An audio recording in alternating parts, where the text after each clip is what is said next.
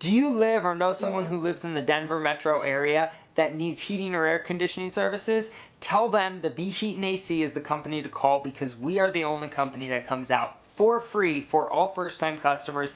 And if you want a second opinion for any of our advice, we send out the competition at our expense. We pay their service call up to $69. That's right, we pay their service call for you to get a second opinion.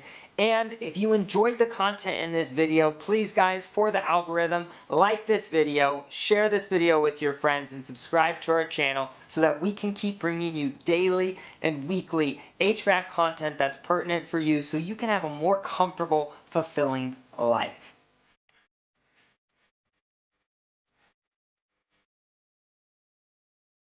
I mean, I think I'm just gonna cut into the overhang and then get my drill in there. Just make sure you're comfortable. I would look through first, like through that, like where you run the refrigerant line. Look through first to make sure there's nothing in the way before you do that. Yeah, I gotcha. If you do it the way you want to do it right now and it works, that's great. But you also need to remember, like, since you're going through the bottom of that overhang, you're gonna have to somehow get a 90 on that refrigerant line, because you're not gonna be able to bend it in there. Right. Because it's gonna, it'll kink. So either way, you're gonna have to cut out like a bigger section of the overhang anyway. Does that make sense? Yeah, probably like a pot or a 6x6 square. Exactly. So I would ask the homeowner what they think would be better, because they're gonna have to do the repair. Yeah, let me go talk to him. Technically, you can pad it off with some sheet metal or something.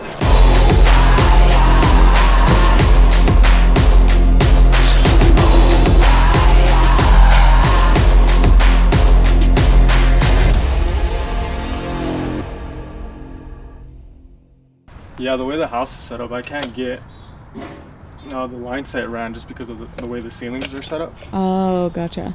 Because it's like half underground. Yeah. So my whole house is basically in this socket right here.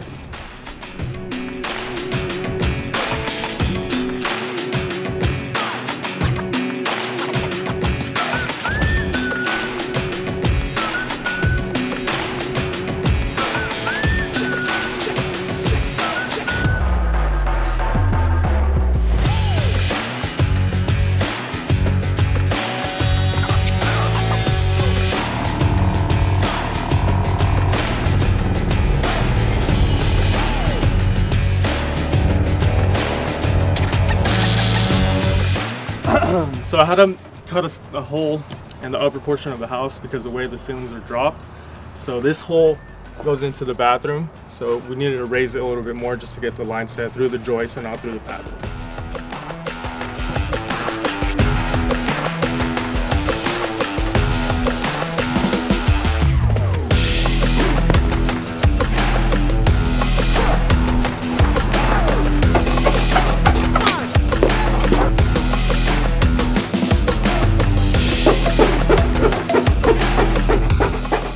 I took out the transition that was in there beforehand because we had no coil, so I put the coil in and I have to redo a transition because it's a different size. Oh, I see. So it's what creates the whole ductwork of the AC.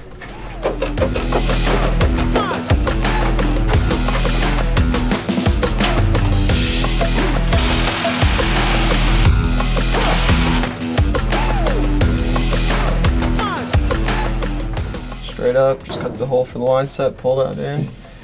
Get it hooked up, under vacuum, release refrigerant, we're good. I mean, we can't really start it today because it's so cold, but we can get everything hooked up, and then when it gets warmer, we'll come back and commission it.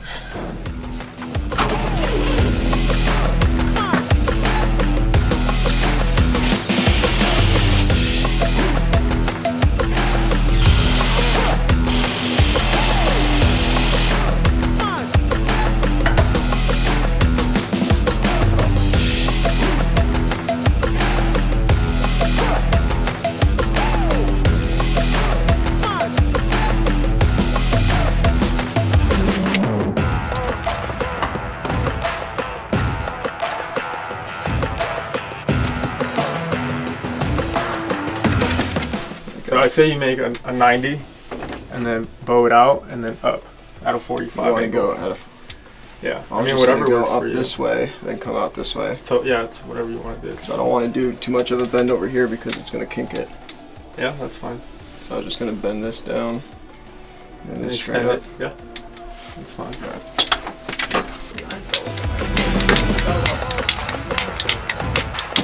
So right now, I'm prepping the system so I can start brazing. So I'm removing the cap. So as you can see, you can't braze with these on because it has a gasket, and those torches get up to like 5,000 degrees. So this would get toasted.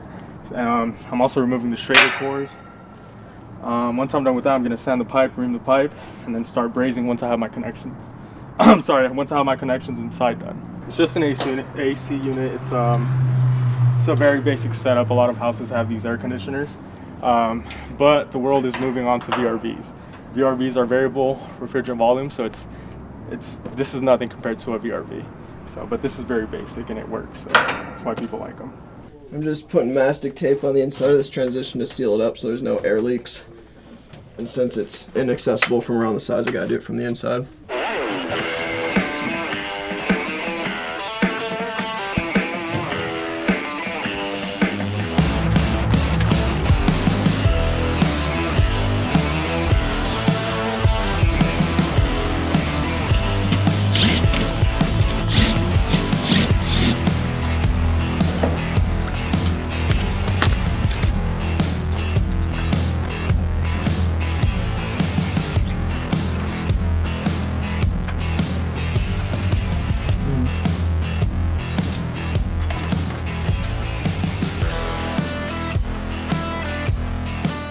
We're moving along pretty quickly, pretty smooth.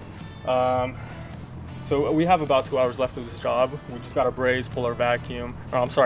Braze, pressure test it, and then pull the vacuum. And then once that's done, we're done. So we're not doing the high voltage because an electrician's gonna come out and do that. So we're moving. So we're ready to braze. We got all our connections made. All our connections are made inside in the indoor coil. We have a rack set up for the ports so we won't burn them. We have nitrogen flowing so we don't cause any oxidation in the line, so we don't want that. So basically the way you braze is you can use acetylene or you can use oxyacetylene. Here we have oxyacetylene, so it mixes oxygen with acetylene so it burns at a higher temperature, and it gets the copper hot enough so you can lay some rod on it and seal it up.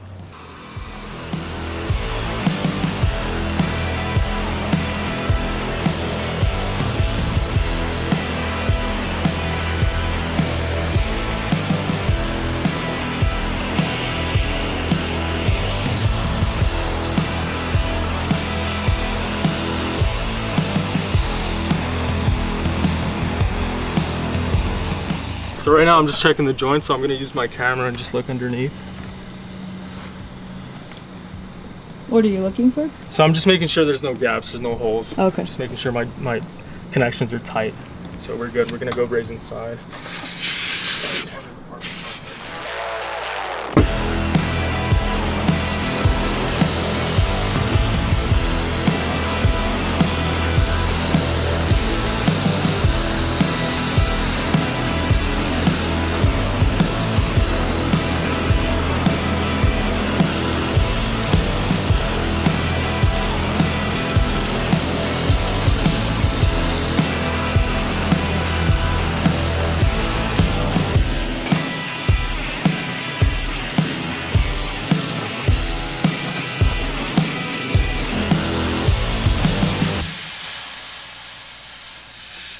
So right now we're just pressure testing the system.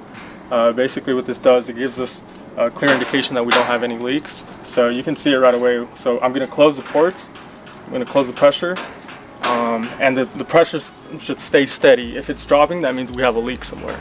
You just have to wait like a certain amount of time? Yeah, I give it 10 minutes. Okay. So it stabilizes within those 10 minutes. And then if I don't see any leaks, then we can go ahead and pull it under vacuum.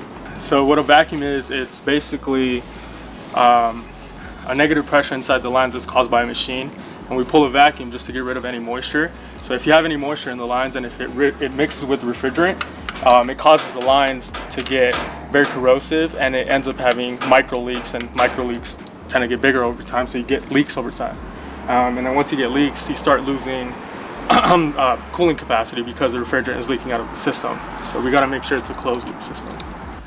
So we gave the pressure test 10 minutes to even out, and the pressure's not dropping, so we don't have any leaks in the line, so we're good to pull a vacuum.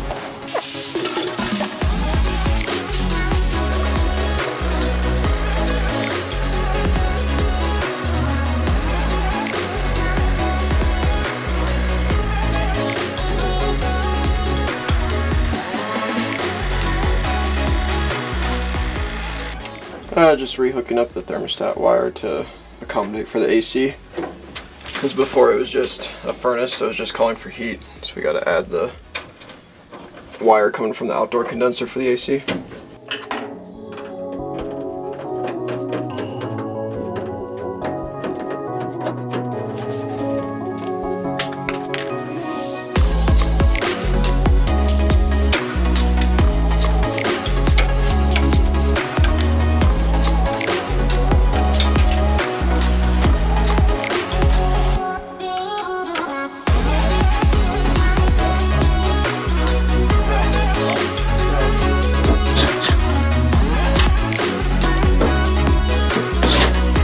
So basically right now we're just playing the waiting game.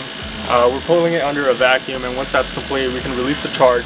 But we're gonna have to come back and adjust the charge on a hot day because it's not properly set. The condenser comes pre-charged with 15 feet, so we're gonna have to adjust it since it's under that 15 feet mark.